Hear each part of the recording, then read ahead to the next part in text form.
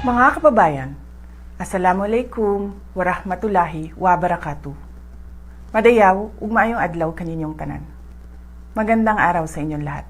Proverbs 19 verse 21 states, "Many are the plans in a person's heart, but it is the Lord's purpose that prevails."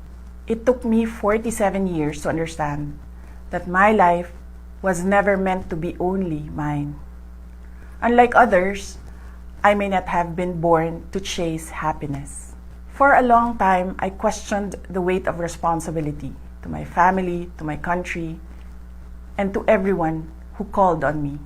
Today, I have peacefully accepted that my life isn't like any other.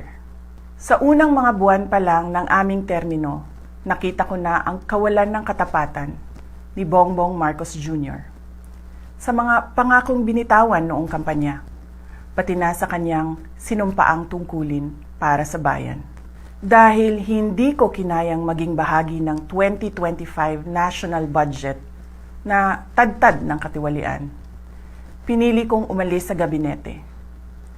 Kahit alam ko na mula pa noong 2023 na ang magiging kapalit nito ay ang aking impeachment. Mga kababayan, humihingi ako ng paumanhin. Patawad kung tinulungan kong mahalal si BBM bilang Pangulo ng Pilipinas. Patawad kung hanggang ngayon ay marami pa ring Pilipino ang nalulunod sa baha ng dahil sa malawakang korupsyon. Patawad kung lantaran ang pang-aabuso sa ating mga institusyon para sa pansariling interes ng mga politiko. Patawad kung patuloy ang pagtaas ng presyo ng mga pangunahing bilihin habang nananatiling kapos ang kita ng bawat pamilya. Patawad kung wala man lang tayong tunay na seguridad sa pagkain. Patawad kung may mga nagkakasakit at binabawian bigla ng buhay dahil sa kakulangan ng maayos at epektibong healthcare system. Patawad kung ang mga dinadaanan ninyong kalsada, tulay at proyektong pinondohan ng taong bayan ay madalas masira. Patawad kung ang krimen, iligal na droga at terorismo ay tila unti-unti nang lumalapit sa pintuan ng ating mga tahanan. At patawad kung wala tayong malinaw at tunay na independent foreign policy. Kung kaya't tila'y tayo'y naiipit sa tunggaliang namamagitan sa mga superpowers tulad ng China at Estados Unidos. Madalas, iniiwasan ng mga politiko ang maagang paghayag ng kanilang mga plano upang hindi sila maging target ng pag-atake. Ngunit matagal nang sinira ng administrasyong ito ang pangalan ko. Matagal na akong inaatake gamit ang buong makinarya ng kapangyarihan.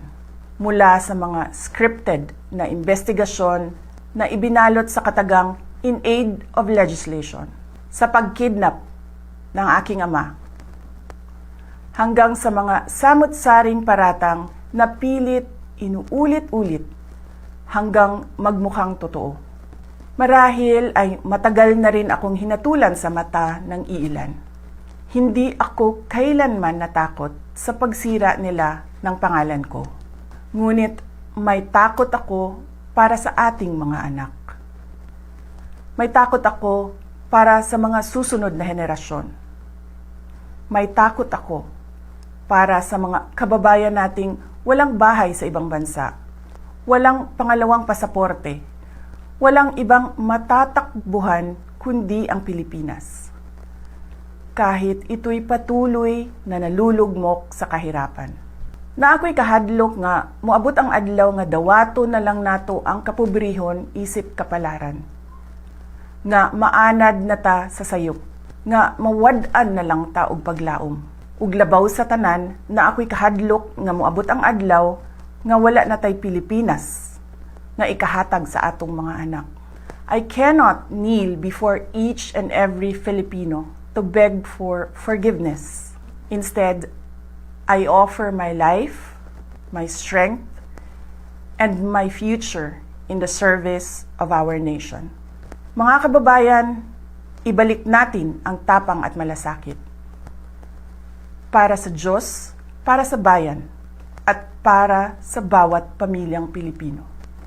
Ako si Sara Duterte, tatakbo bilang Pangulo ng Pilipinas. Syukran.